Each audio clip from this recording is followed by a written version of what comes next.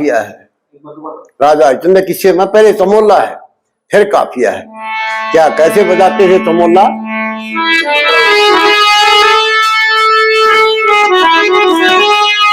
कदे कदे रंग माल हम थे सबके सरदार, हाँ कदे कदे रंग माल हम थे सबके सरदार। पलक पवन तलक की याद थी नौकर थे कई हजारे। यदि पलम तलक की याद थी नौकर थे कई हजारे। नौकर थे कई हजारे दास करना के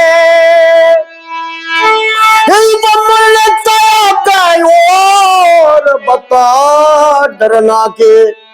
रानी पहुंच गई जड़र जल बते भरना के। रानी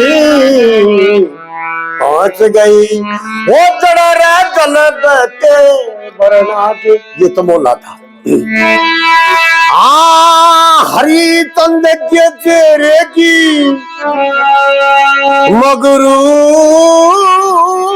धड़की,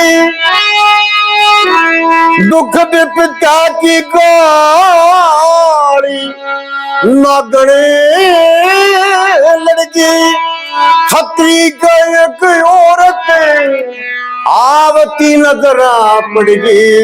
छतरी का एक औरत आवती नजरा पड़गी रे।